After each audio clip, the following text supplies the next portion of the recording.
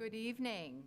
Today is Tuesday, August the 25th, and the board's special session is now called to order. The time is 6:01 p.m. Vice Chair Second Vice Chair Karina Guzman-Ortiz is on her way and will be joining us shortly. Otherwise, all are present. So thank you and welcome, everybody. Director Hudson, would you be willing to read the land acknowledgement? May I ask, I've always wondered, and I should have asked ahead of time, am I welcome to share a comment about it before I read? Does it depend? A comment about the land acknowledgement? Yes. Oh. Okay. Quickly, yeah. Okay, yes. We want to be in reference. I just want to share, thank you, District, for laying this out and sharing this. It's kind of interesting. So my family is of a native tribe, both Siletz and Chamois, Grand Ronde tribes, primarily Siletz. And it's been interesting in this position as a board member to have the privilege to meet with the folks that are interested, and it's very important to them for this to be read. And I appreciate being able to honor them. It's been interesting to hear other sides of our tribal members who feel concerned that it's segregating. So I just want to share to everyone listening that I'm grateful for you and this land in existence in general. And I just appreciate both minds and thoughts, and hope that we are representing correctly and honoring all of you, because that's the intent, for you to feel appreciated. Thank you. So we're gathered here today on the land of the Kalapuya, who are represented by the Confederated Tribes of the Grand Ronde and the Confederated Tribes of the Siletz Indians. The relationship between the Kalapuya people and this land continues unbroken to this day, and we offer gratitude for the land and for the generations present and past who have stewarded the land since time immemorial. We respectfully acknowledge and honor past, present, and future Native Americans and Indigenous students and staff of Salem-Keizer Public Schools. We invite you to join us in honoring these ancestral grounds and celebrating the resilience and strength of all Native American and Indigenous people. Thank you for allowing me a moment to share that. I've gotten a lot of feedback over the last few years about this, and it means something to them, so I appreciate it. Thank you. Thanks. All right. Please rise and we'll offer the Pledge of Allegiance. I pledge allegiance to the flag of the United States of America and to the republic for which it stands, one nation, under God, indivisible, with liberty and justice for all.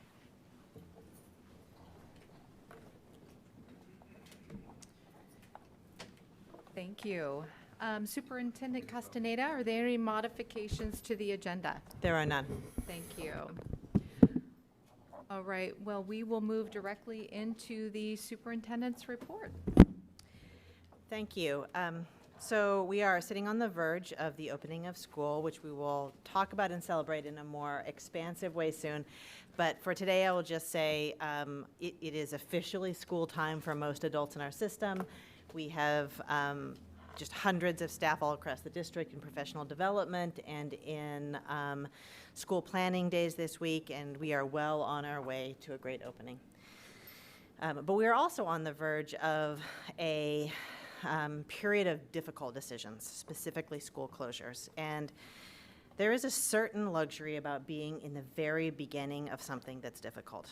It means that you have an opportunity to reflect both on how you are entering it and what the decisions mean, reflect how we all want to be through the course of it, and reflect on the many different roles each of us play. I want to lean into the luxury of the timing a little bit to talk about the school closure decisions and the role of our staff and this body in these difficult decisions. Since we announced the need to close up to 8 elementary schools in July, I've heard many different forms of feedback: concern, fear, anxiety, doubt. What I have not heard is somebody say with conviction, Salem-Keizer is not in declining enrollment. I think this is something that most of us can look at empirically and see is true, not just for Salem-Keizer, but for communities all across the country and all across the state. It is simply true that we need to focus on the thousands of students who we have today and the ones we will have tomorrow. But I also want to take this moment to recognize that this body of volunteer leaders and staff who have dedicated our lives to public education are in the middle of a moment of leadership demands that do require a lot of integrity. And this is a difficult moment of empathy for all of us to see each other clearly. It's our job to be deeply compassionate and aware of the importance of these decisions. I also need to say that it is already the case that the feedback we're receiving is seeing this body, these leaders, these volunteers, and our staff as seeking a predatory or a sloppy end here. It is already the case that we're being treated as indecent, as irresponsible, and as careless. And there are going to be so many points for us to stand before each other and disagree, and there are going to be so many ways that we can do it. The way that I aspire to, the way that I hope everybody who is participating aspires to, is setting a standard of care and civility and recognition of each other's difficult situations. They will be mutually difficult. And we can still be civil and set the example that our students, our young people should see in the adults around them. That is who Salem-Keizer can be. And it is easier to say these things now when we are not in the heat of the most difficult moments than is to say it when we are. Because in those moments, it will sound scolding and chiding. And instead, I say it by setting an aspirational standard for what can be true, what should be true, for great communities that mutually recognize a difficult moment and the need for leadership and the need for collective wisdom. That can be this. This body can be this. These are famously difficult questions. These are the questions that cause school board members to be recalled even when they did nothing but stand up for a moment where stewardship for the future was essential. These are the moments when school leaders get treated poorly, even though they are not the decision makers. We can be great, even when things are difficult. And frankly, our students deserve to see a standard of greatness in adults around them. Maybe more than ever. That is what our students deserve. Thank you. Thank you. Thank you very much, Superintendent. Appreciate that. And I appreciate your not only wisdom, but the words of inspiration that we can and we will rise and we will be leaders for our students and our families and do the best with what we have. So thank you. All right. Right now it is time for public comment.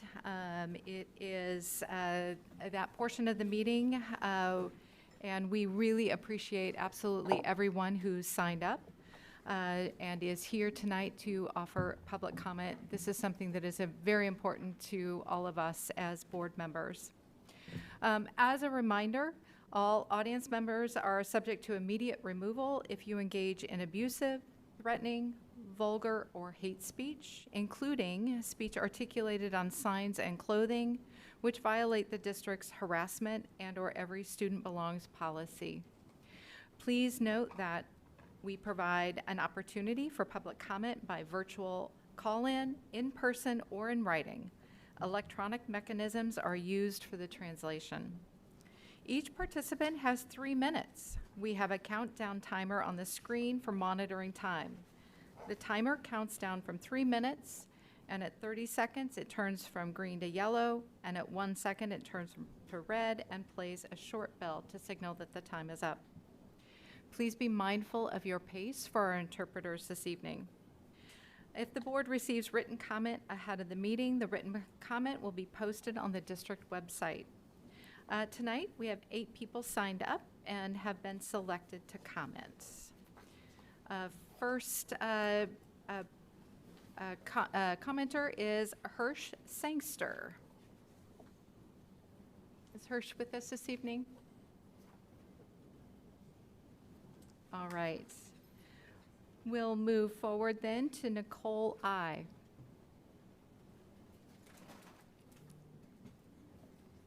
Welcome.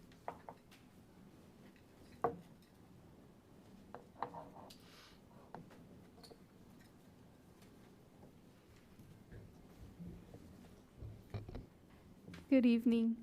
Hi, my name is Anai and I'm 13 years old. I live in Northeast Salem.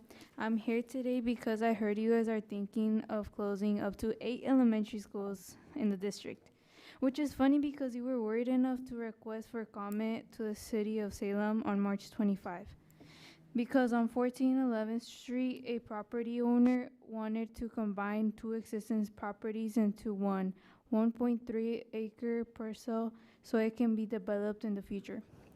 Salem-Keizer Public Schools reviewed the proposal because future development could add students to local schools. The property is currently served by Bush Elementary, Leslie Middle School, South Salem High School. The district assumed the property could eventually have about 20 new multi-family residents. It estimates those homes could generate approximately 3 elementary students, 2 middle school students, and 2 high school students. If those students are added to projected enrollment, South Salem High School would reach approximately 99% of its design capacity, while Butch would be about 87% and Leslie about 72%. You guys have made more than 6 or 7 requests for comment on land use to the city of Salem, which 4 of the 8 that you guys have submitted are from this and last year because of houses being built. Half of those land use requests you guys made are from 4 East Salem elementary schools. This makes us understand you guys are worried about those schools' capacities because of what you guys submit. So why are you guys switching up on yourselves? You be saying schools are too full, not even half a year later, you say those schools are empty. You make yourself look bad and look dumb, not very trustful. Our worry is that you close up our elementary schools, and in 6 or 7 years, you will have new elementary schools in a higher economy neighborhood, while we get crowded and buzzed. This is why we say students over developers, and you should do too. Thank you. Next, Alan F.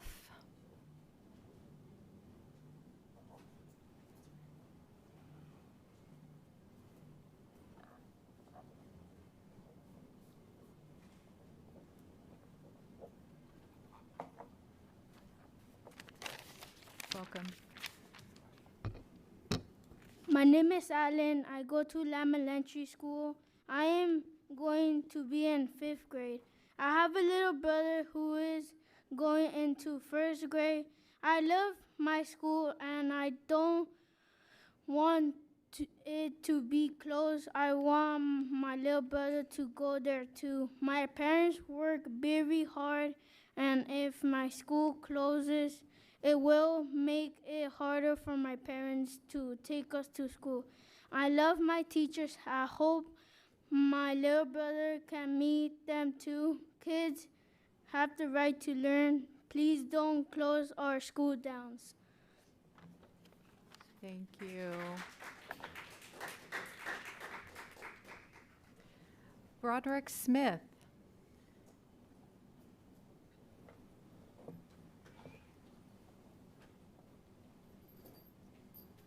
Welcome. Hi, good evening. So I'm not going to speak about the school closing, believe it or not. I want to thank you guys for getting back to me recently, last night, and giving me a direct answer about the reinstatement of JOTC at McNary. It may not be the answer I wanted or what I was hoping to hear, but it does mean a lot that we were given a direct answer that we could work with instead of something where it was kind of left vague and we didn't know what we were doing. That being said, obviously, I disagree with it, but that's besides the point. I understand budget's tight, the numbers are low, and just how the cards fell. What I would urge to is next March, I believe, there is a new budget up. That's when the new budget meetings are decided. Just look into the budgets then, see if it fits. If it fits, amazing. If it's not, I mean, there's nothing you can do. It's a lot of money. But ROTC, I mean, I've gone over and over about what it does for me, what it does for the other kids. You've seen the other kids speak. We had 2 scheduled to be here. Hirsch, he was the first speaker. He worked with the city of Keizer to help do the graffiti cleanup and everything. And then we had Samantha Hines, who was a cadet who ROTC changed her life. But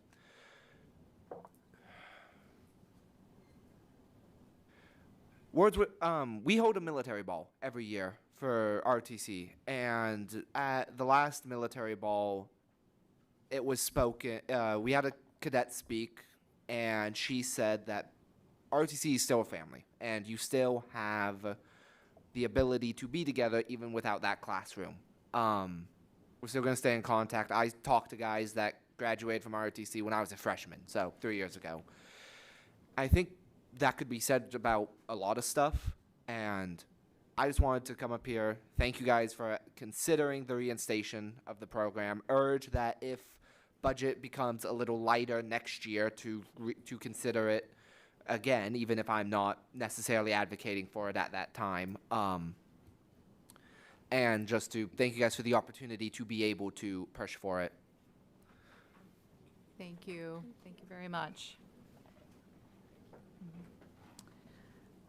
Next, I'd like to call up Cindy G.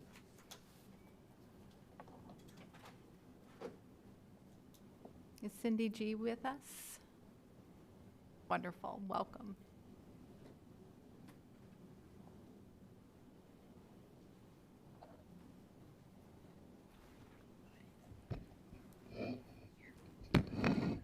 Hi, my name is Leo. I'm here today to talk about how you guys are shutting down 8 schools. And while you guys are doing that, there'll also be like kids who are special need or like also not getting the right help when you guys do that. So while you guys are doing that, the kids that need that help, like they could be blind, they could be deaf, they could be like have a speech impediment. But when you guys shut down the 8 schools, they're not getting that right help, they're not getting the right time to get better at what they need. So while you guys know that, they're probably going to get worse. And I'm here today by myself. I'm also an elementary student, and I don't want my school to get shut down, because if you guys have to have a little kid like me come here, then that's not okay, especially if the things that are happening. Thank you. Appreciate you being here. Sandra Hernandez.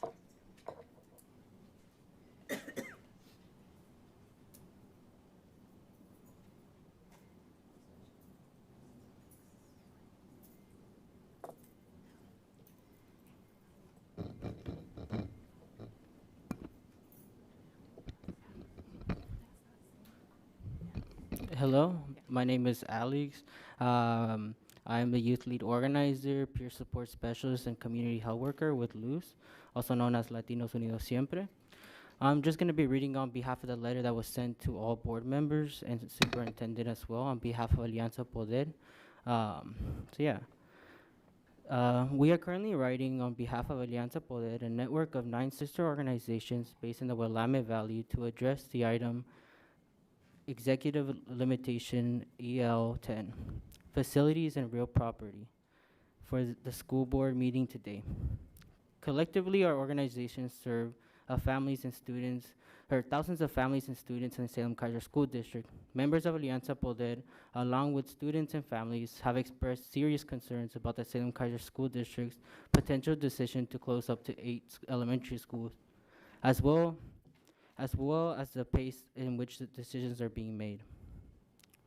we urge the Salem-Keizer School Board to extend the timeline for voting on the board's executive limitation policy and school closure decision into a rigorous, transparent, and meaningful community engagement process has been implemented. This should be months, not weeks, but meaningful community feedback. We recommend that this community engagement process includes equity lens in which geographically, historically underserved communities and meaningful representations are centered. Our students and families deserve the opportunity to engage with this important process, including the policies that will guide decisions that the superintendent makes on school closures. Public education is a space to support its vital well-being, health, and sense of belonging for our community. Even a single school closure can have far-reaching impacts on students, families, and the broader community.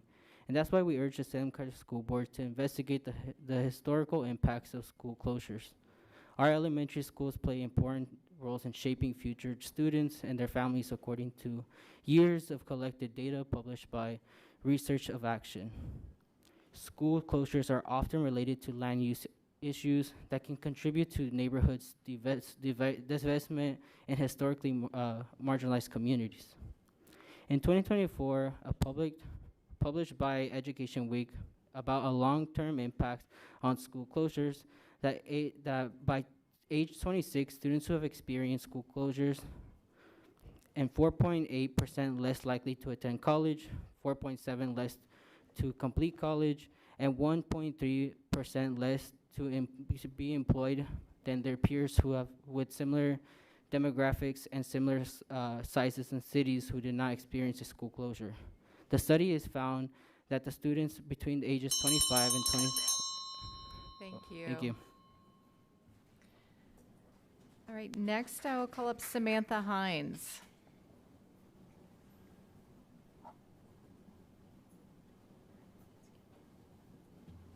Samantha Hines. All right. Next, Alondra Sanchez.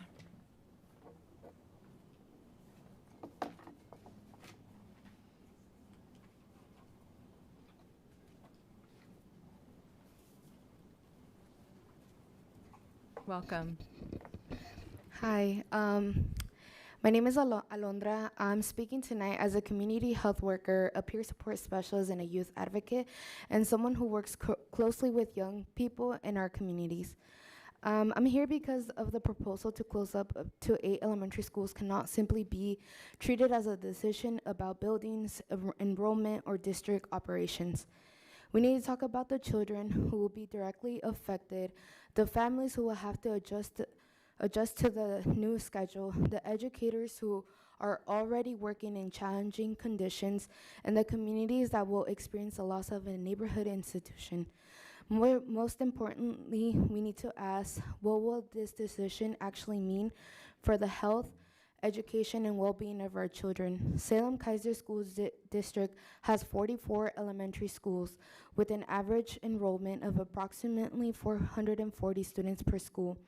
If up to 8 elementary schools were to shut down, we could be talking about thousands of elementary students being displaced and moved into other schools.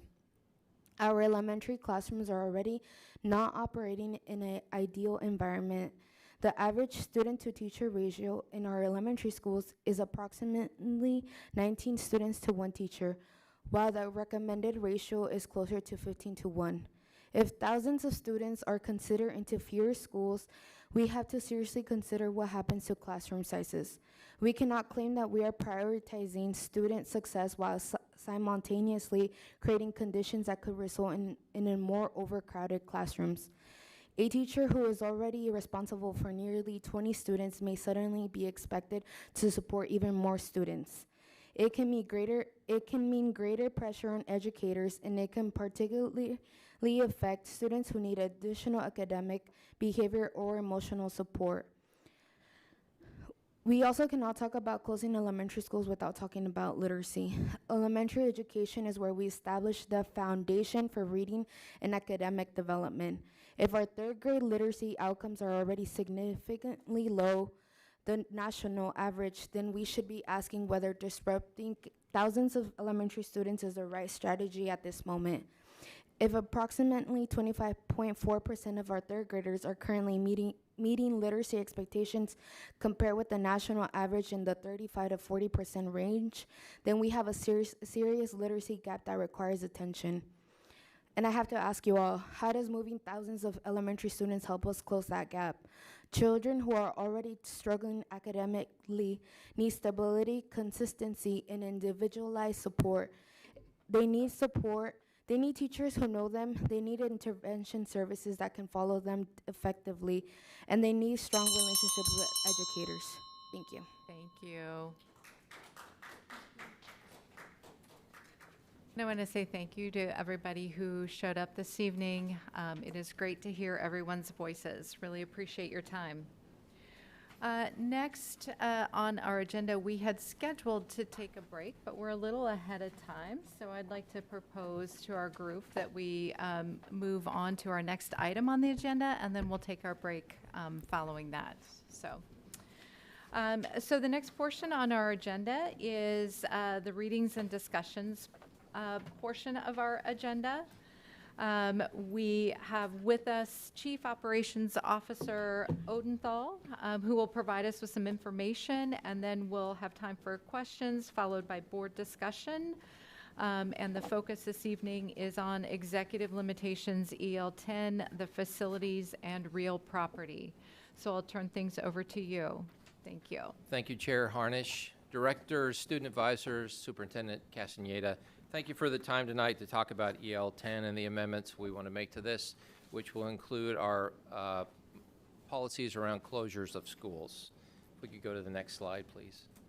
So as we look at this amendment, EL10 has been facilities. We're adding real property to that, and I'll talk about that towards the end of the presentation. But our main purpose in this is to integrate governance around closures for the board to have that authority and to make the board the sole authority to close schools, right? So we'll talk about the criteria that we're adding into it, some of what you saw at our board retreat where we worked through the site viability indicators with you. And also with that, we will be looking to make this a cradle to grave instruction for our buildings from building those schools to closure as well.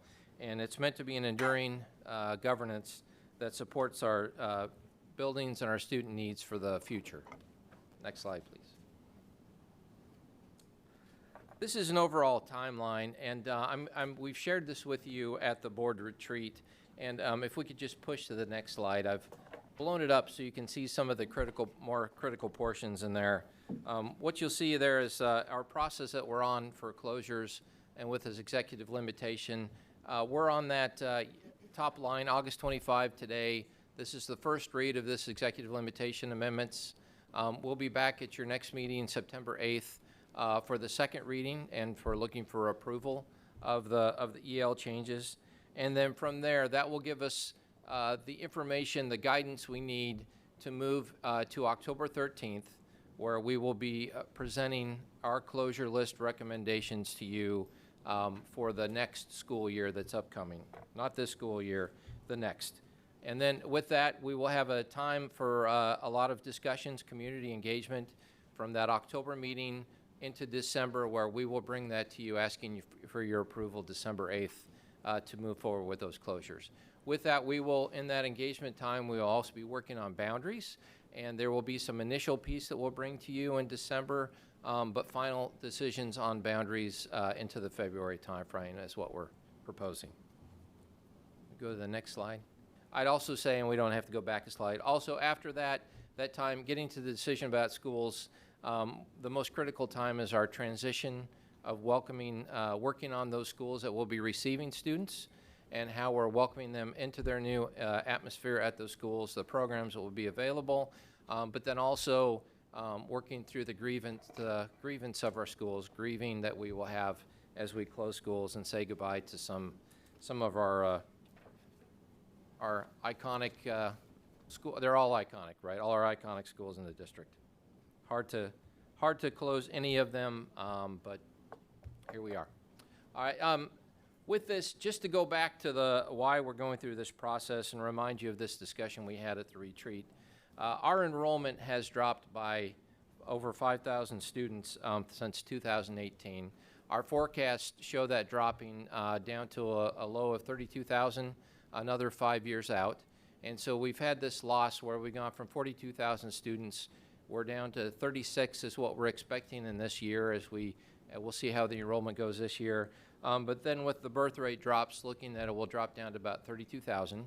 We do expect it to stabilize. The birth rate dropped post-COVID, but it stayed steady across the area there. So we do expect that we're having this issue where we're graduating more students than we're bringing in kindergarten. And so the enrollment is not a drop across their educational journey. It's a smaller cohorts that are moving through the system, and eventually we'll get to their senior year and will be somewhat stabilized, at least with our projections now. It is forecasting, so things could change, but that's what we're seeing in our modeling right now. I'll go to the next slide. Thank you.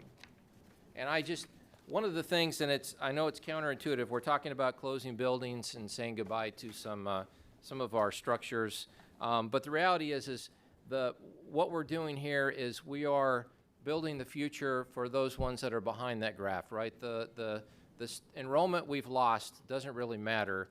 Our decisions have to be around how do we serve the students that we have, the students that will come to us in the future. And so that's our model in making these decisions, is to build the right suite of facilities that supports the need of our current and future students for the district. Go to the next one, please.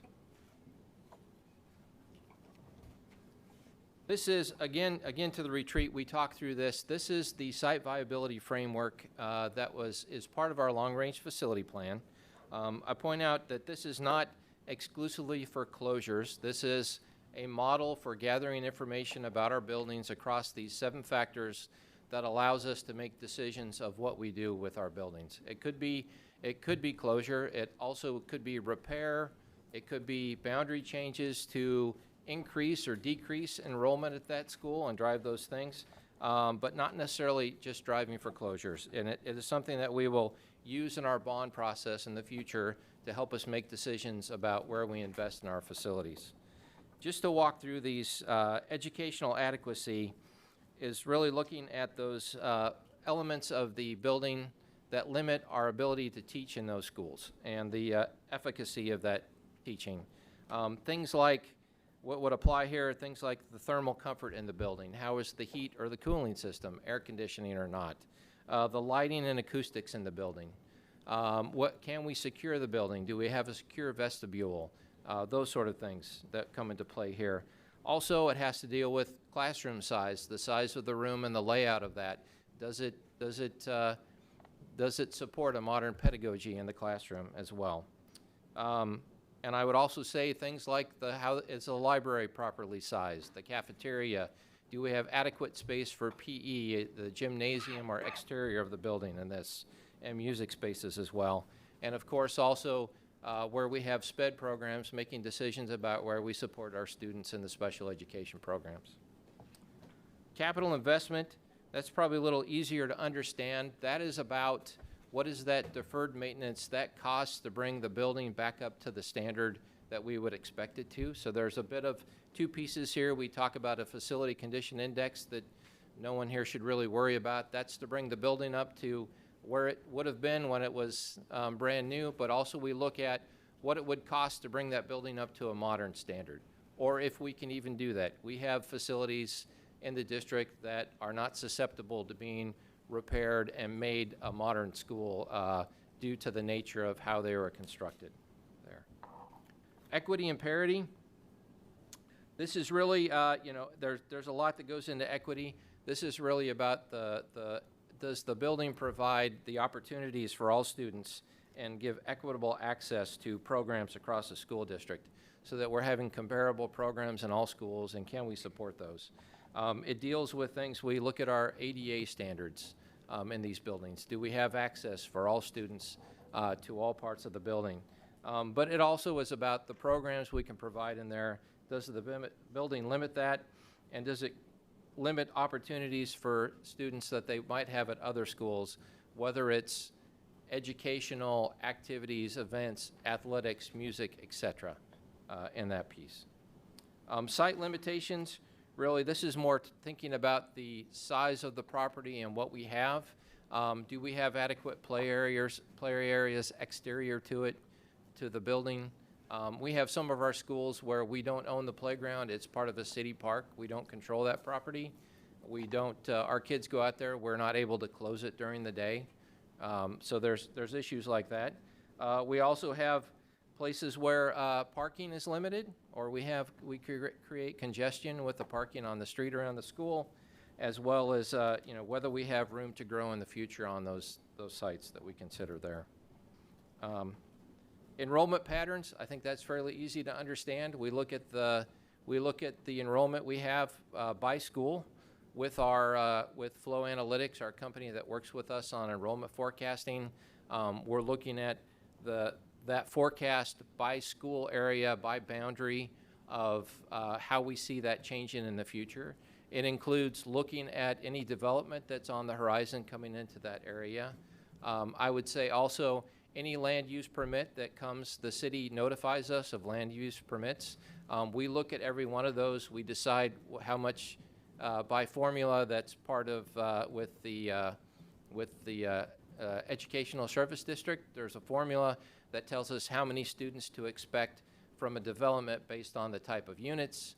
And we do submit a statement every time to the city or the county saying, here's the number of students we expect in there. We're not objecting to them.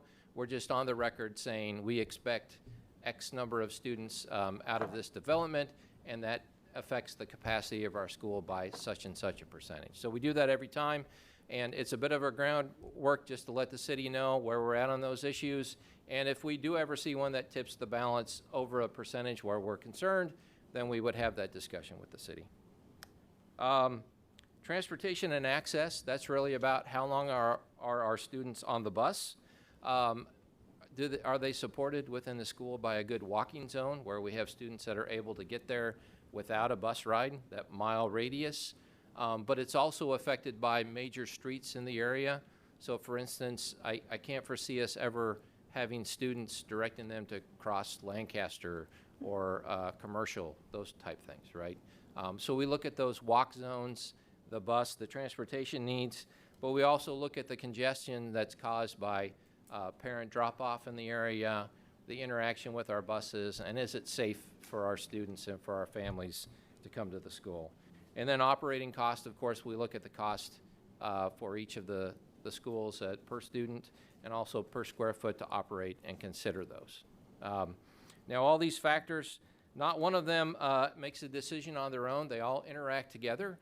And again, it's not the one, for instance, like enrollment is not one that would drive a pure closure decision on a school, because boundary adjustments can be made to change that enrollment and other work, right? So these are levers and indicators that help us to draw which schools we would consider for closure or for other actions, right? Next slide, please. All right, so I've got a nice picture of you all there at work during our retreat as we had you go through and use these factors to evaluate some schools we put together there. You've got School C there on the chart there, and we wanted you to have the experience looking at those factors. And part of that, and the most important part, was after you did that, was to have a discussion about what other factors you need and information you need for us to bring to you to make recommendations for closure of schools, right? We had those, they're identified, they're within the facilities and in the EL itself, but basically there's three that we captured from the discussion. One was the equitable proximity for students and families. So beyond what we have for equity in there about programs and also about transportation, but this is really about the sense of community around a school, and is it equitable for families to access that? Can parents get to the school? Not just their children taking a bus ride, but can parents make it there? And how's it affecting our sense of community around our schools? Second one there is to have robust engagement with the community and input from the community as we bring that to you. And then we talked a little earlier about transition planning and support during that process of how we will welcome schools and also go through the process of closing schools. And with that, Director Harnish, I have some other information on the other changes, but I might suggest if we turn it over to you, and perhaps it's a time for discussion about have we met the board's needs, and is there if any of the directors would like to give us input on that or have a discussion. All right, thank you so much for the information thus far. Looking forward to continuing with the rest of it. Right now, board members, colleagues, I would like to open things up for questions regarding what you have heard, and also based on some of the input we have already had as a part of our discussion at our retreat. And so would open it up for any clarifying questions. Yes, Director Parker. Yes, hello. We talked a lot about the buildings and meeting the needs and the requirements for the blending of the schools. But my question is about the culture. Have we, which I'm sure you guys have thought about, and we have, but are we gonna like try and match the schools based on their their culture, their socioeconomic base, so they're kind of similar, or are we just gonna just look and see which one ever fits? But I mean, are we kind of just gonna try and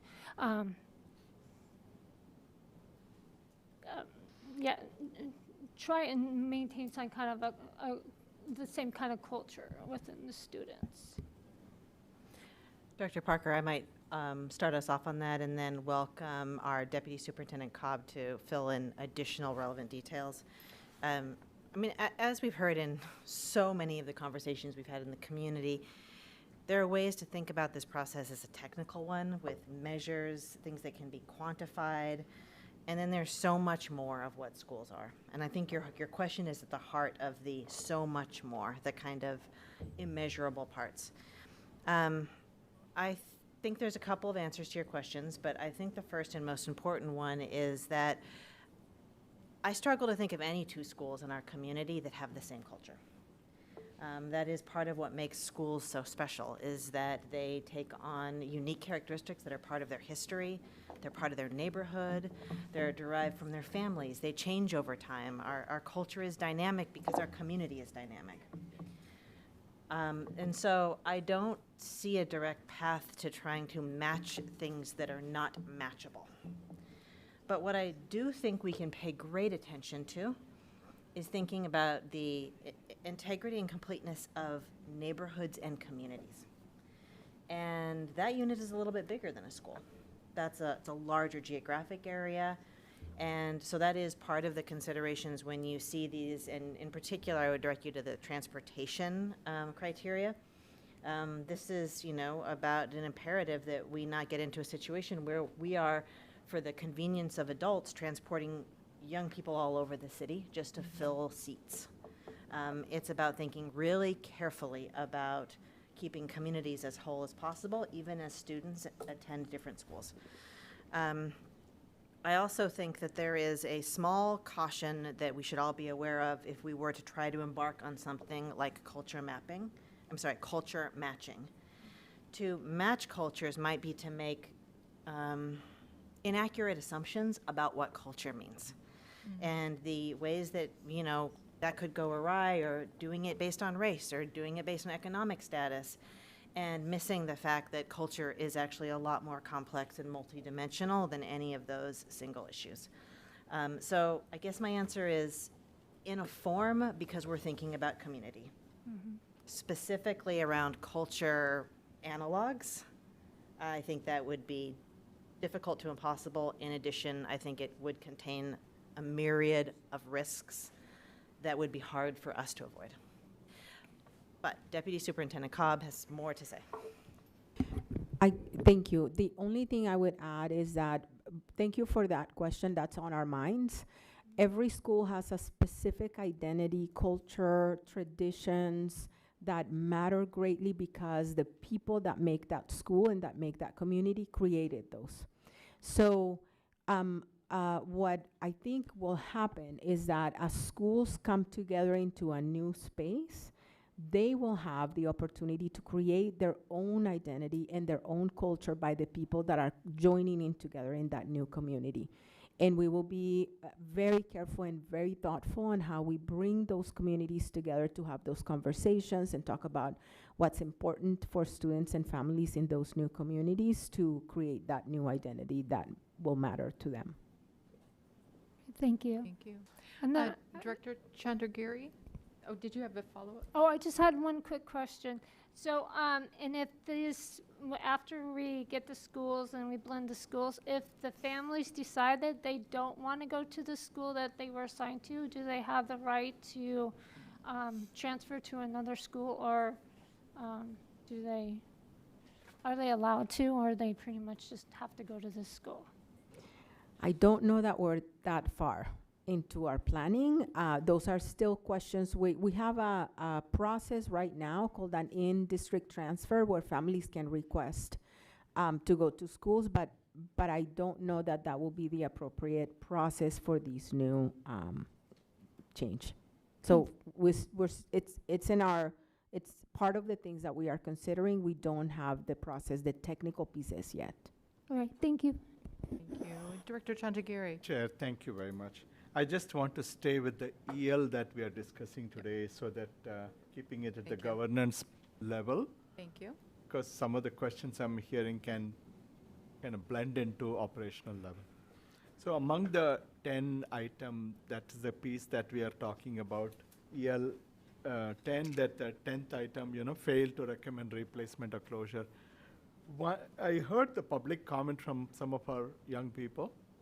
I think one way I would like to see is shall not fail to do an equity analysis, impact analysis. By that, it's purposely a little bit broad, but it talks about some of the topics that some of the public comments we heard, which not only for the community that will be affected, but the receiving schools, so that inadvertently we don't end up segregating schools, children by race or thing, because we really want to think of it in terms of opportunity, diversity, and also wherever the receiving schools, they have equal or better access to some other programs or better programs. So that's really one way we can conceptualize. In that equity analysis, I would also like to consider at least the superintendent shall, when we decide, let's say this is a surplus building, we want to sell it. We think in terms of development, which are mixed development, like business/residential, as a preferential way to sell it, so that we can actually improve the local neighborhood and it doesn't become a blight in the community and lead to decrease in property value or some other crime or whatever else it is. So we can be intentional in making those decisions. It can still be under the EL 10, but we can talk about what do we do with those extra buildings that stay in our thing. That also could be part of the equity analysis. And we have a transparent process that we let everybody understand. These are some possibilities. That doesn't mean you're committing to that, but we start giving preference to that, and so that maybe our staff can find a place to buy there, or eventually, like, let's say they develop an apartment/mixed unit. So things like that, so that there is also improvement as we are having these empty spaces that develop. The second piece I would like to introduce in this is to think in terms of at least a temporary task force or a committee which will work during the days of this planning, which will have some community members also sit once the criteria are put in place, so that there is a way for us to really hardwire the equity. Some families from the different communities. I'm not saying that's the community the school will close, but it'll kind of give us a sampling of people or youth. And then we can start thinking in terms of how do we make sure that there is a complete transparency at every stage, not just the data that we are talking about, what data element goes in. We don't want to discuss it as part of EL, but that can be part of the operational piece. So those are some thoughts I had. Thank you. Thank you. Are there any other clarifying questions? And mine's not a clarifying question, sorry. okay, well, let's hold. I want to engage in discussion for right now with our Chief Operations Officer, and then we'll open up for discussion once we're finished with that portion. Yes, and Student Advisor Jolie McMahon. I just had one. It's kind of two questions, but my first question is, do we have any sort of sense of belonging surveys or data we collect like that in elementary schools right now? We do, yes. We do? Okay, my real question is, are we going to compare that data between different schools at all when we're making decisions on which schools to close, to see not just like about the building, but the whole, like a way to kind of measure a bit of the different communities in the schools, like which schools are scoring higher in sense of belonging versus which ones aren't, because that could be a way to see from a community standpoint which schools are working most effectively as a whole for students. Yeah, I think I understand what you're saying. I think it gets a little problematic around creating some disparities in the analysis. For instance, you know, we're not using academic performance because our expectation as we bring schools together and consolidate is that we're going to create that new culture of a school, and we're going to look for that performance to be accelerated and for that sense of belonging to grow at that school. Anyone can add to that? If I can, I'd like to just build on that a little bit. There are systems all throughout the country that face moments that are similar to this, and they close schools based on performance. And sometimes performance includes measures like the ones you're talking about. I think that as the remainder of our conversation tonight is going to demonstrate, we are deeply committed to performance and improving performance. I would just like to express a position that I hold as a system leader and as a parent and as a person who's very committed to public schools, that I think that moments like this are not ones to conflate a decision about facilities with a punishment around performance. Performance comes from a lot of factors, and when school communities start to feel that their school isn't good and should be closed, you are in a different kind of relationship to communities and schools. I believe that we can and should and are embracing an approach which expects all schools to be improving and all schools to be better. But at the heart of that is a belief that all schools can improve and can be better. Not that we close schools because we have given up on them. And so, Student Advisor McMahon, I know I'm expanding a little on the sense of belonging thing, but it is because this topic has come up also in public. Why not just close the schools with the lowest test scores? Or why not just protect the schools with the highest test scores? And there is a very specific and principled reason that that is not in this proposed draft. Thank you. Thank you. Okay. Any other questions that we had for what we've heard thus far? Yes, Dr. Hudson. Thank you so much. So do you mind, sorry if this is a reiteration, kind of coming back to the framing the challenge one, how do we maximize our resources to best serve the students that enter our system?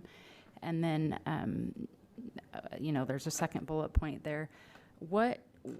What do those two primary goals look like for the district? I thought I had read that it was academic achievement, and then kind of a multilingual focus.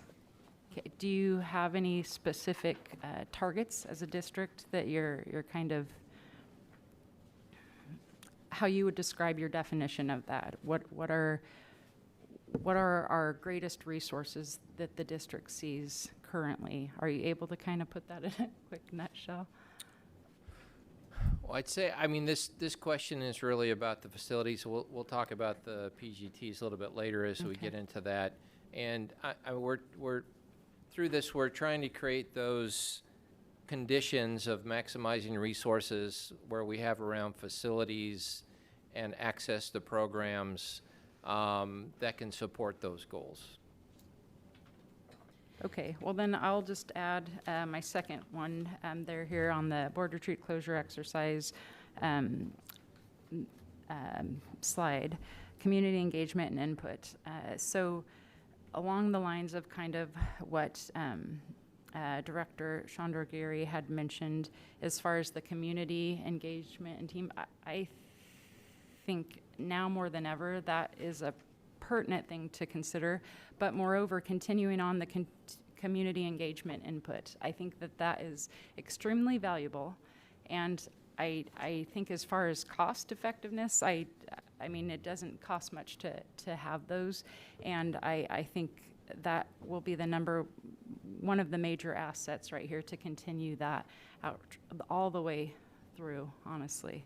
So I'd like to, share my thoughts on that. Thank you. Thank you. Thank you, Director Hudson, and perhaps at some point even putting this slide up where we articulate the different junctures for engagement would be helpful. And then as we move forward past, once we are able to look at this, then we could perhaps, or once we're in the process of adopting this, I'm assuming that we'll come back to some of the engagement strategies and what that looks like and how the board can help to support that. So, yeah, great. All right, any other questions? And then I'll, if there are no other questions on what we've heard thus far, then I'll turn it back over to you if there's anything else you wanted to cover as part of. If we could go to the last slide there. Or second to last slide. All right, so there's some other administrative changes in here. Not a question. Pardon, just a moment. I want to make sure I didn't miss a hand. I didn't quite understand if the possibility of an advisory committee included in the language in the EL, which will start working from now until we close. If that is that a possibility, if there is anything pros and cons of that, or what do you think? Is that used as a good practice where there is district people and also the community members? Because what I'm hearing in the public comment was community is already guessing and filling in the blanks. So they are kind of worried about it. So is there a possibility to have a few community representatives? Just like we have in the land, what is that called? Bond committee, right? We have a bond committee which has community members and district members and board. Is there anything like that in a mini version can we have for thing? Should that be part of the EL? Is that done nationally? I think there's a connection between Director Hudson's comments and your comments on this. So we've had a chance to talk to districts all throughout the country, and there are many models, some of which do include community committees. I am unaware, but this does not mean they don't exist. I am unaware of systems that use a community committee to select the sites. And I think we can imagine why that would be a very rare or maybe almost non-existent approach, because it turns into a situation where people are there to either exercise indifference because it happens their school wasn't on a potential site closure list, or they're to vehemently defend a single site for reasons that are particular, but maybe not in the collective interests of the whole system. So that is a portion of a committee that I am not familiar with. Again, I'm not saying it doesn't exist, I just am not aware of that. There are versions that use community committees to engage in other ways, especially around transition planning. So gathering feedback about what is most important to a potentially impacted site, whether they're a closure site or a welcoming site, and make sure that the system is paying attention to the very important human experiences, whether the humans are small or whether they are adults, that the system pays attention to those and treats those transitions with a lot of care. I'm more familiar with that model. Would that be a possibility to add that way? The community has a sense of participation in this. I agree from where you are coming, but having the community work hand in hand so that it kind of this feel all right, there is a level of participation, there is some agency, there is some transparency in the process. And the criteria can be defined before such, the criteria can be defined clearly before such a transitional committee be put in place.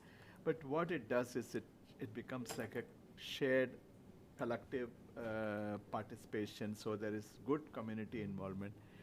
Because some of our communities, some vulnerable communities who are living in impoverished, challenging, okay, they are kind of worried, not just from school point of view, but what impact it will have on the local economy, neighborhood composition, will it become like a blighted building sitting there?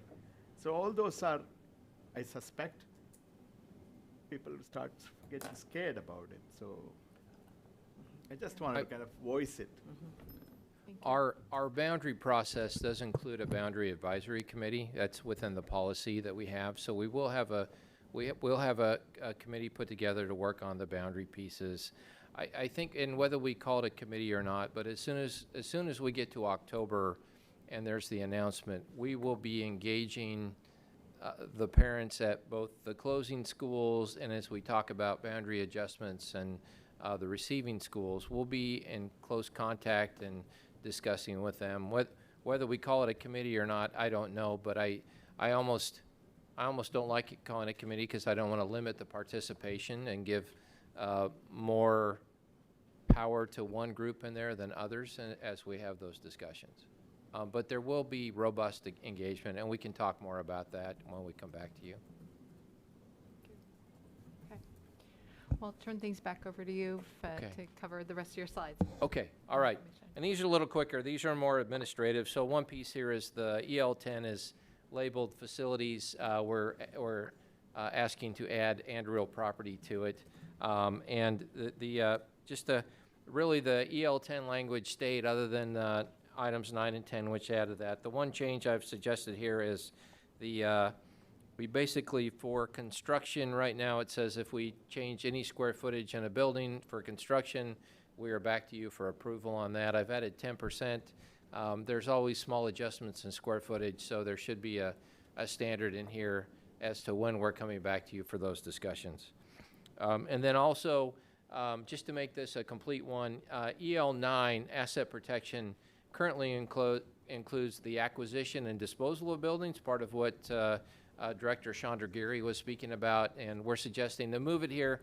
It just seems like a more logical place to have it here. And as we make decisions about, I would suggest that how we dispose of a property is a complexity we wouldn't want to add into the decision about the school, but it is a matter that we will bring to you when we dispose of property of how that is being disposed of. And then next slide. Basically, this is just a timeline, a little different view on the timeline, and just a reminder that we are talking about our next bond in this, and that closures in 27-28 is not the end. We still are on a decline in enrollment, and so we will be talking about closures in the years beyond 27-28 in the future. And with that, Chair Harnish, back to you. Great. Thank you very much, and thank you to you and your team for your great work on this, and really listening to the feedback that we had in August through that experiential learning opportunity. So really appreciate that. Thank you. All right, colleagues, I'm going to open things up. We've got about another 20 minutes or so for discussion regarding the EL10 and Director Fuller. Thank you. So as we talk about the discussions, I just want to kind of start by, I've received a lot of community feedback too, and also about the public or the community engagement process. And I just want to say that kind of to piggyback off of what Superintendent Castaneda said is there's no ill will in any of this. We're not predatory. And I think that it's important to remember that we on the board here, us, are your community. We were asked to be here by voters, and we represent you.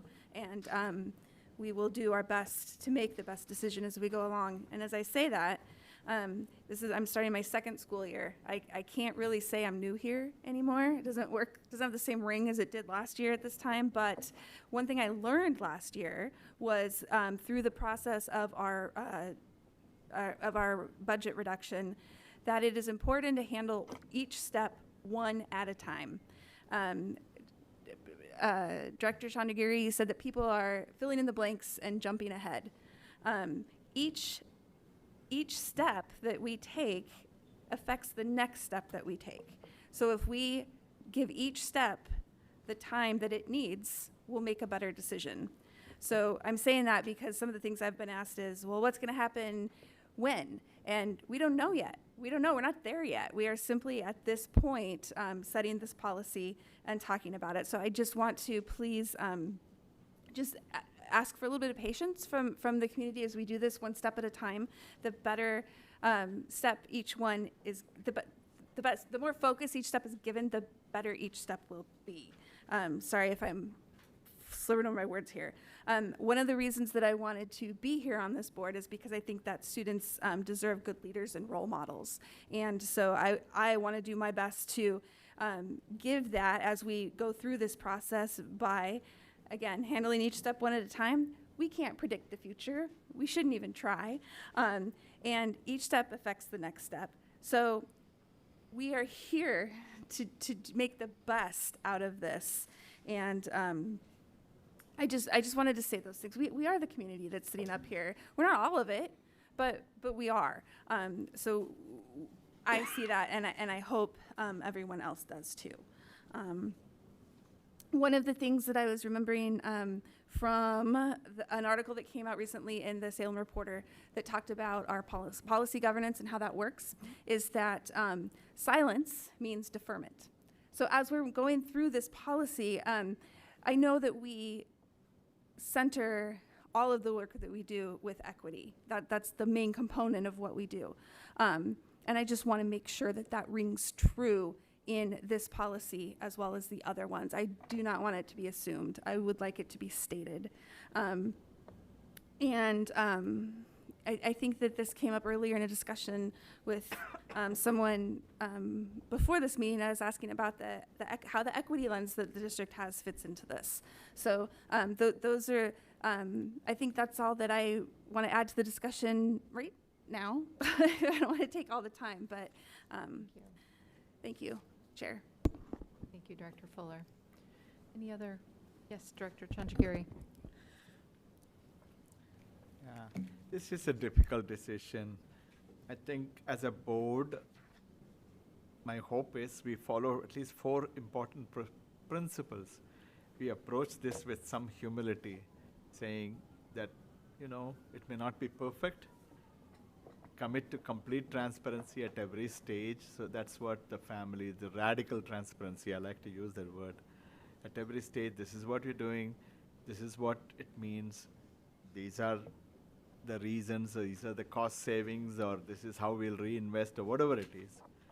And as Mel was saying, have at least an idea of the equity impact analysis, not just from the building adequacy teaching point of view, because community and school and community are one and the same. So it's like the whole biome gets, there is going to be grief and there is going to be celebration. So in terms of, it's like when our children go to college to at East Coast or wherever it is, then, you're going to feel the pain. And a commitment that when we move children or displaced students will have at least equal or at least stronger opportunity in terms of education, special programs, sports, making new friends, and welcoming culture. See, that's how, and maybe the families to families, they can meet, the parent-teacher association from each community, each receiving schools, and the school that is getting dissolved, and meet ahead of time. If there is a way we can project that and make sure we assure, after all, they are all from our community. So we all shop in the same Walmart, I'll assure you. So that way we can hopefully approach this process. This is difficult, and we're kind of intentionally making those changes in the community. That's why it's difficult. But it can be a good opportunity also. Because sometimes I have mentioned this in public record. Some of our policies, when they tie the children to the neighborhood schools, I don't like it. It is like, Brown versus Board of Education really required us to mix.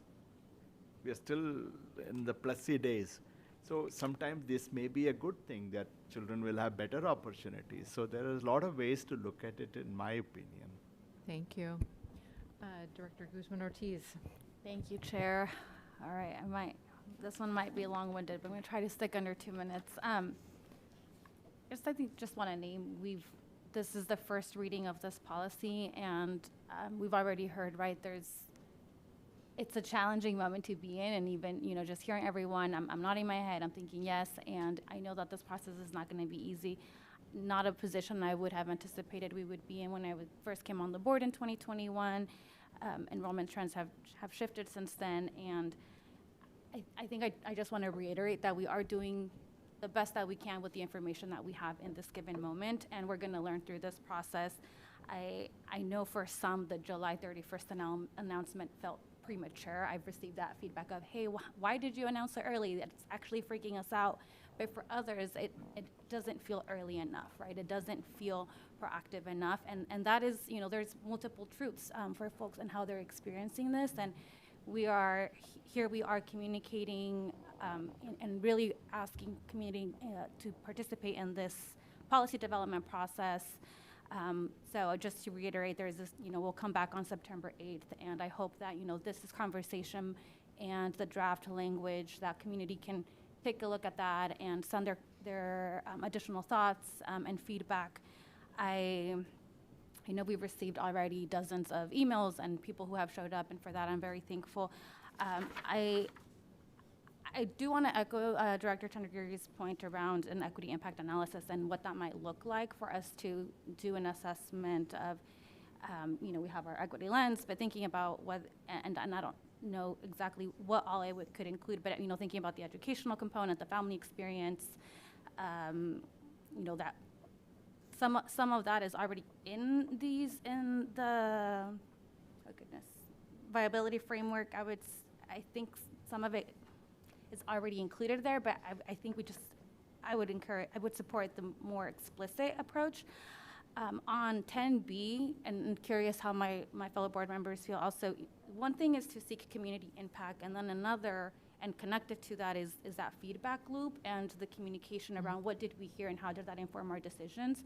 And I think it would be really helpful and important for us to name that. I know our community engagement team, our communications team works really hard on that, but given that this is a policy that we're collaborating on, that would be one ask from my end, and that we explicitly state those pieces. And then looking down at 10J, the including supports for affected students and families, I think is really important. I have questions around the length and term of that. One, it's to, hey, we're going to close schools and we're going to communicate to families on where they're going to be, but thinking about educational and health, like protective factors, family and relationships, can we be more explicit about either what those supports are or even the length of time? Like, hey, for that first year, we are committed to these protective factors, and recognizing that, and I do want to name that might cost. Like when it's people and resources, it's not a savings that we're doing, but I'm thinking about what are we doing in order to protect the experiences and the education outcomes and the family relationships, school relationships, as we go into those transitions. That's what I have to offer, fellow board members. Curious what your thoughts might be on that, and back to you, Chair. Thank you. Thank you. Any other discussion points?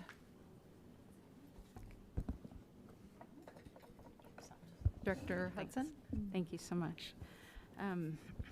Really, there's so much, honestly, to be said and to talk about. So I'm just thankful again for some community taking time out of your schedules to show up and be here and reflect that you're interested in this discussion with us, because it feels awful, yes.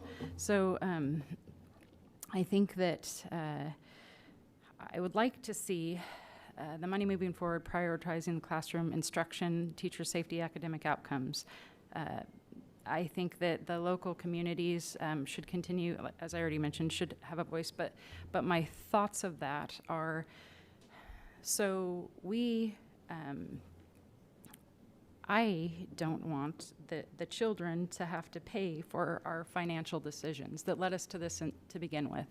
So the intent, I'm guessing, of every one of us is to not, to do everything that we understand is in our power to do to salvage what we can for our children, for this community. Either we continue to go down a path of financial despair, keeping everything open, and we have to close our district, or we take steps to try to reflect that we're utilizing taxpayer dollars most effectively and efficiently. So with that takes our community's voice, because I was so thankful for all of what came out of the meeting so far that I got to attend, but I hope to attend so many more, and I hope that everyone got that notice to sign up to attend more from our community, because it gave the chance to have discussions on what we see as most important moving forward. And I think that should be a primary focus, again, with sustainability of what's important mostly to our communities, families, therefore the children, and the families that understand them more than any of us. And because of, I guess you could say, morale's sake, but community involvement. Some of the ideas, for example, and then being a path as opposed to having bitterness and wanting to pull their children out and leaving the district or the state, having the opposite effect. One of the things that came up were gardens, and so we got to talk about what that's done for a community with low cost, but what the school gained from a simple elementary school that had a garden, and the discussion that most community members would be willing to just show up with all of the content to create it. But that was just a little example for everyone to get to hear of some of the ideas and things. And so that's where I think it's vital for us to hear, again, what in the eyes of our community do they see us be able to be successful with the tools that we have as we continue to move down this road. And so, sorry, I know I'm not supposed to go past the couple of minutes, and I thank you for letting me share. Thank you. Thank you. All right. Is there anybody that we haven't heard from that would like to? Director Parker.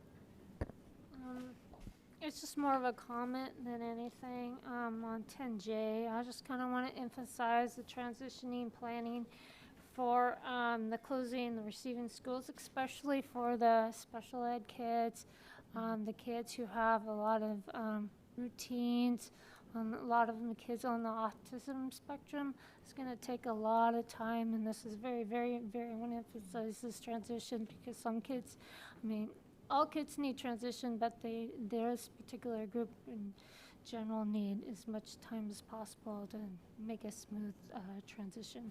So I just want to emphasize the transition period. Thank you. Thank you for calling that forward. Really appreciate it. Okay.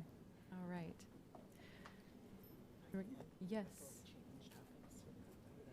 I'm about to close. Are you? Yeah, go right ahead. So returning back to a reminder of the process and the timeline, now our team has a period between now and September 8th to work through your comments today, to work through any additional comments that come through, and to bring you an amended version of this for a second read and a recommended vote on September 8th.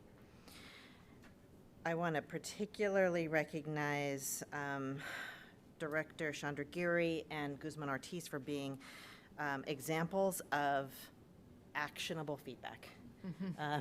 It was very, I have absolute clarity, Director Chandragiri, about what you were asking for and why it matters to you.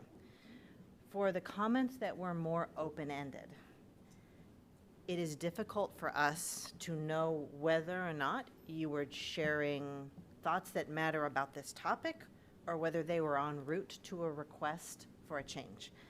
And so Chairwoman, with your permission, what I'd like to do is pause one more time for specific revision requests that might not have been expressed that way or not have been expressed at all. Yes, that would be great. If there is any specific requests, then I'd love to open the floor for that. And we've heard two very specific ones. And some from Director And Guzman-Ortiz. Guzman, yes. Mhm. Brina, yeah. Chrissy, was one of the Director out- Hudson, do you have a yes. very specific request for EL 10? So, maybe I don't have another way to word it. So my, and I apologize to everyone for that. I heard a lot of the sense of belonging talk and all of that. So it's, what does sense of belonging mean? And so I'm just saying, as we go through this, I hope that we can, again, put the focus on how do we prioritize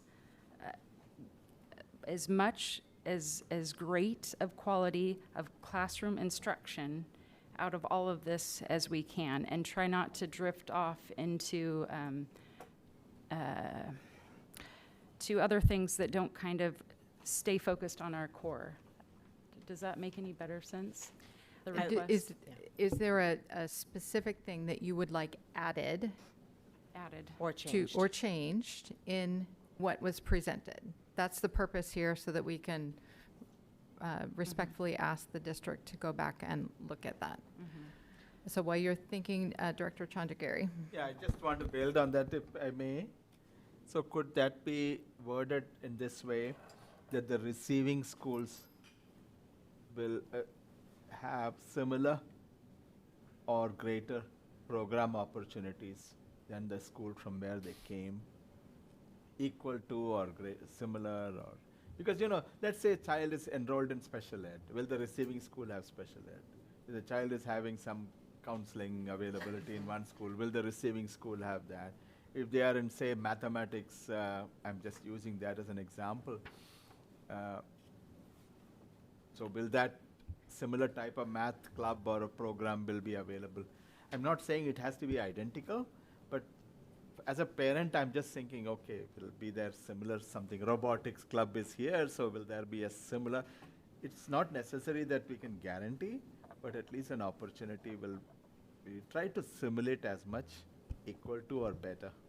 That makes it appealing. It's not just like I lost my robotics club, now what do I do?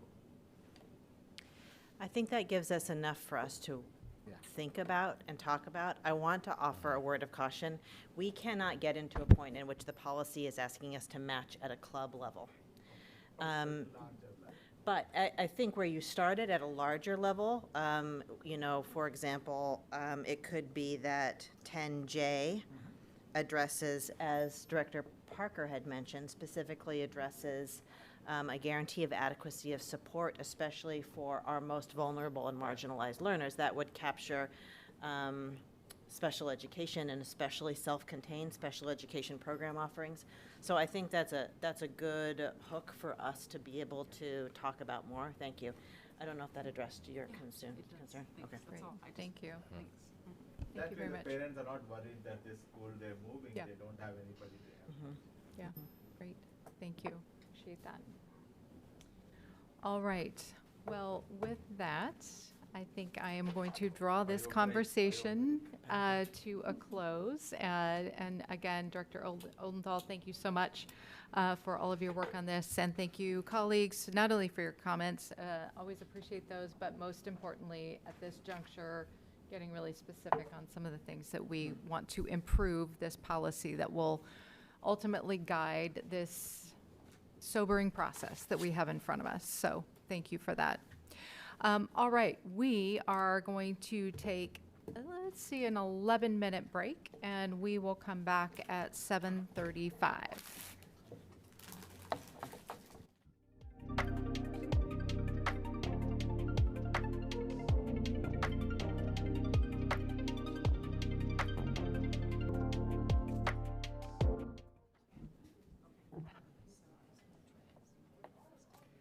All right. Thank you, everybody, for coming back. Really appreciate the first portion of our meeting and our time together. The next portion of our agenda are some action items, specifically on EL 13, on district safety, and then we'll move on to performance growth targets. As a reminder, both of these are our second reading and hopeful adoption of those.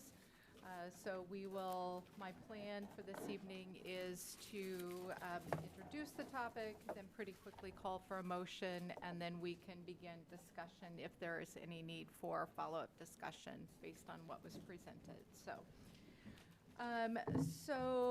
The first up on our agenda is the Executive Limitation 13, District Safety. Paul, is there anything else you'd like to add before we proceed? Thank you, Chair Harnish. I just would like to point out that based on the discussion of the first reading, that we've added more detail into item 9 around the annual report. We've indicated that we will disaggregate data as possible for us to do, and that again, the 3 sections there, we'll talk about security postures in the district. We'll talk about threats, intimidation, assault, weapons offenses, items of discipline that result are related to violent acts or threats of violence will come into this, as well as any law enforcement involvement. So, back to you, Chair. Great. Thank you. All right.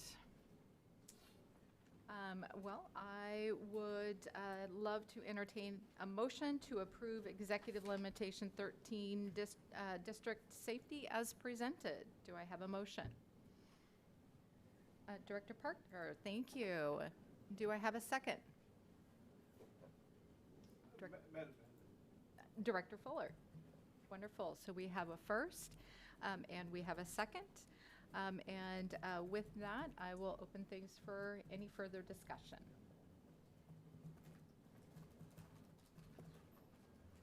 Yes, Student Advisor McMahon.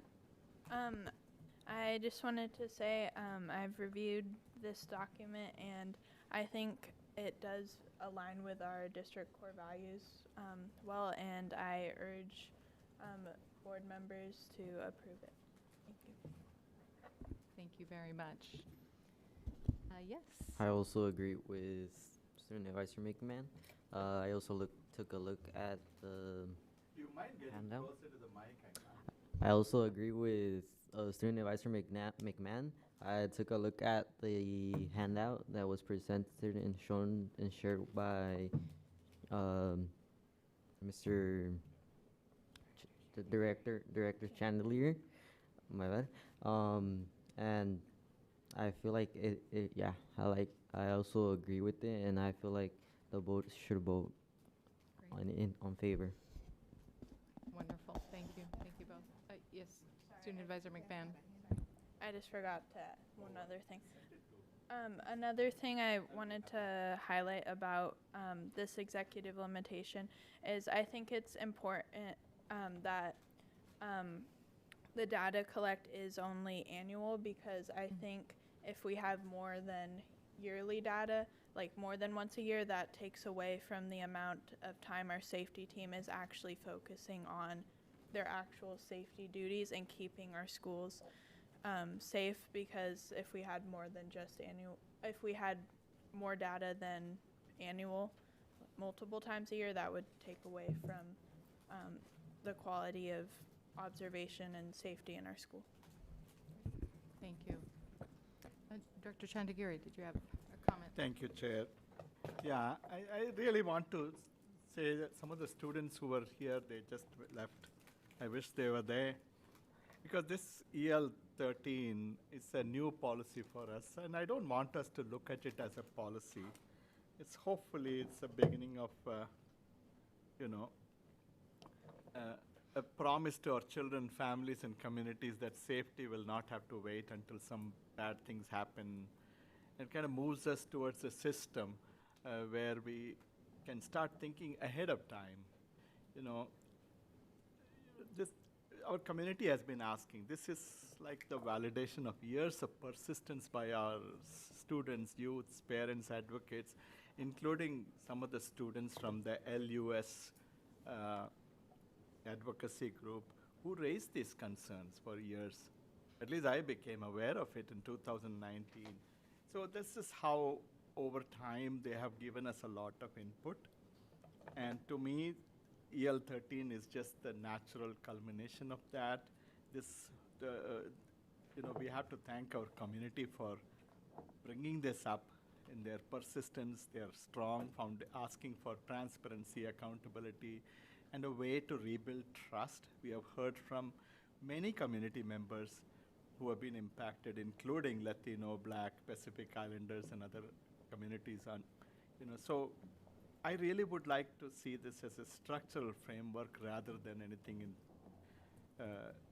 it ties in a lot of things. This is a huge undertaking, but it's a way of looking at it and hopefully moving forward. The future board and the district and the community will continue working on similar approaches to exclusionary discipline. Because exclusionary discipline and law enforcement involvement are separate, but they're in a way they're connected.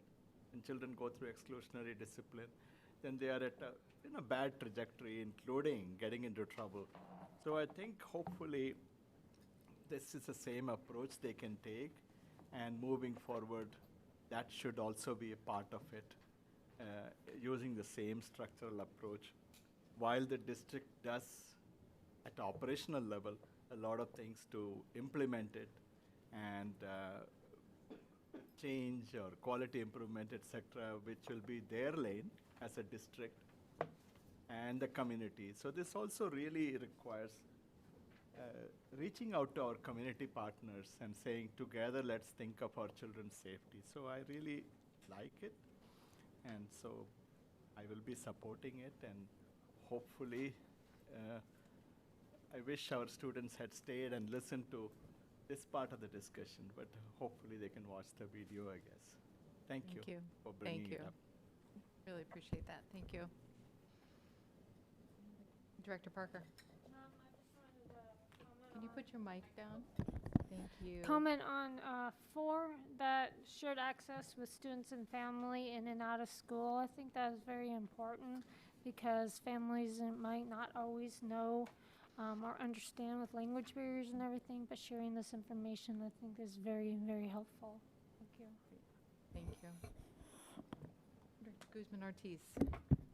I just want to say thanks to the team for implementing some of the suggestions that will help us, one, as a board, have more clarity around, well, I guess it goes both ways, right? The expectation for what we're seeking, and then also, which is on item 9, and then on number 8, there's the monitoring of school safety incidents, and I really appreciate 8C, which is the implementation and tracking of corrective actions. And I think this is the operational component, but also just commitment to the ongoing work that already is happening, and this just helps us put it on paper. So thank you all.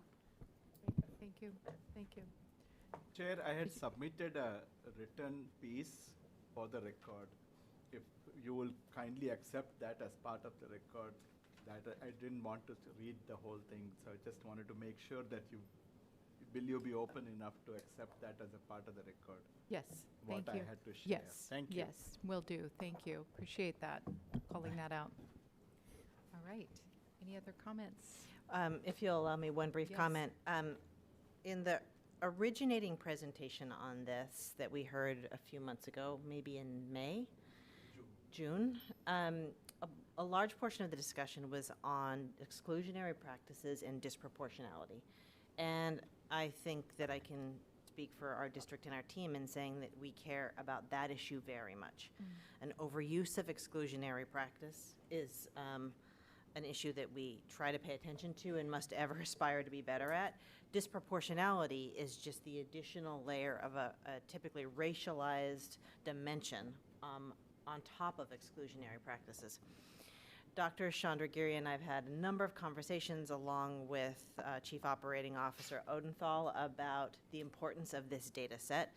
And while in the end it as a standalone element is not part of this safety policy, I do just want to add that we're making a commitment to publishing annual data on our exclusionary practice rates including disaggregation to the degree that we are able to do so, which is pretty extensive. And I think that continues to step toward your vision, which is a two-part piece around transparency and action. All right. Colleagues, Director Fuller. I was just going to suggest that we vote. Okay. Well, I am just getting ready to do that. Before I call for a vote, colleagues, I just want to say thank you, everybody, for your time and attention and intention with this executive limitation. I really appreciate the discussion that we have had over the some months, and hopefully this will be a policy that will serve us and the district and our students, most importantly, for years to come. So thank you very much. All right, so I will call for a vote by saying all those in favor of approving Executive Limitation 13, District Safety as presented, raise your hand and say aye. Aye. Aye. Any opposed? Same sign. All right, motion carries, and just want to acknowledge that Director Hudson stepped away, but unanimous with those present. So thank you very much, colleagues. All right, our final agenda item for this evening is the approval of the Performance Growth Targets and Result Policy 2, Academic Achievement. As a reminder, we heard the first reading, held discussion on August the 11th at our board meeting. Director McElroy, do you have anything further you would like to add this evening? Yes, thank you, and good evening, Chair Harnish, board directors, student advisors, and Superintendent Castaneda. Just a few updates from last time. We do have a couple of quick slides to pull up. Based on the discussion that we had last time, and again, thank you for that. It was, I know, a difficult conversation as we were trading off different outcome measures and their level of priority. We, based on that discussion, went back and updated our recommendation. So on the first slide, you'll see what we were looking at before, which had 3 priority board goals, 2 incremental board goals, and 4 PGT onlys. We heard you say in multiple ways and in multiple times that attendance matters, that there was something above and beyond the simple academic outcomes and attendance as a means to an end, and something that was important in its own right. So what we did, if we just go to the next slide, is we included the K-12 regular attender data as one of our incremental board goals. So it's the same rate and change that we were looking at before when it was a PGT only, but it now is included as part of our results policy, part of our internal focus, and part of the things that we will be monitoring here with the board over the years. Another mostly technical update, but if you go to the next slide, we have also included the annualized targets. And so that is what you will see in the actual draft of R2 in the board packet itself. And for convenience, we've just pulled that into the deck here so you can see that as well. A couple of things to note, and one just sort of interesting but also potentially very hopeful and optimistic component. We were looking at sense of belonging, and last time we had the TBD for our combined focal groups. We were able to calculate that, and we found no gap between all students in our combined focal group target, which was actually really promising news for us. It is the one metric where we don't see a gap between our all students and combined focal groups. So what we'll see here is not a typo. It is indeed the fact in the case that those are matching numbers for each of those years. So we bring it back to the board tonight for final approval of R2 based on that discussion and the updated targets. Wonderful. Thank you for that. And with that, I am, actually, I would love to entertain a motion to accept the PGT as proposed and updated.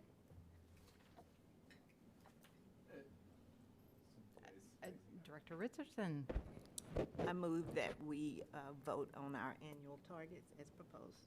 Thank you. And do I have a second?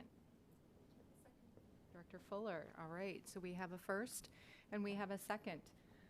Do we have any? I'll open the floor for discussion. Can I start or does somebody else want? Director Chandagiri, and then we'll move down here to Director Fuller. Yeah, thank you. So from I can see we have picked 4 things: attendance, literacy, numeracy, and graduation, and as one of the principles with which we picked those targets. So we talked about attendance, talked about literacy at the 3rd grade reading, and numeracy, that's where we introduced the 8th grade mathematics, and graduation is still there. Those which are priority we'll be using for result policy, but that does not mean we are going to ignore others. I really wanted to kind of spell that out clearly. We'll still be needing to report to the state. Yes, that is absolutely correct. And neither will our schools be ignoring them either. Those are still really important data points that they track, monitor, and leverage when it comes to their own internal school plans, the interventions that they provide, and the scheduling and supports for students across the board. Very much in the same way that even though, for example, we didn't choose CTE rates for our local option metric, it's still very much the case that our schools are continuing to offer amazing CTE programming. So as part of preparation, I went and looked up what are the elements in the Mississippi's, how did they bring about changes to their reading scores and literacy and numeracy scores, and how do we compare to that? So what will be the cost impact of getting us close to the Mississippi outcome? The specific question is, will there be a mechanism to hold children back in the if they have not reached the 3rd grade reading, give them an extra year to catch up so that we are not kind of pushing them to the next year without the literacy skill? Because that is one thought came to me. Could that be part of a commitment we can get as part of? Because we can have this, but how do we get these kids, first 3 years you're reading to understand and read, later you have to read to learn. So how do we not push them to the next? I do want to say there is a difference between approving this as a results policy and talking about the how of its achievement, and we hope actually outperformance. So there's a cost involved in I it, think so. you're talking a little bit about the how as part of talking about the what. I think it is important for us to not over-index too hard on the Mississippi playbook. There are many dimensions of Mississippi that we can learn from. There are others that are not the same as our conditions here in Oregon. If your question specifically is about whether we intend to retain 3rd graders based on their performance, the answer is no. So can I ask a related question? We invested on the phonic, what is that? Phonic type of reading. Will that be costing us in terms of, before we vote on the 3rd grade reading, I just wanted to have as a board, what will be the cost impact? Could you suggest that? I don't think that is germane to this conversation. What I'm hearing you saying is that we could have perhaps at a future time something about literacy, but we'll table that comment for now. But thank you. And I just want to clarify a little bit of a blunder that I made from a Robert Rules point of view. And I am going to restate that we have a motion by Director Richardson, seconded by Director Fuller, to approve the performance growth targets and results policy R2, academic achievement, as presented. I don't think I said that very clearly, so wanted to make sure that that gets on the record. So thank you. Did we have another discussion point related to the PGTs? No, thank you. Director Guzman-Ortiz. I have a hot mic today, as y'all can tell. I just want to, again, thanks to the team for bringing this back. It was actually a really neat conversation. I really appreciated how our board engaged on this policy issue the first time we read it, and seeing the district, taking that feedback we all felt really strongly about, or most of us felt really strongly about attendance, and recognize that it's also something that our community has been watching, has been hearing us speak about.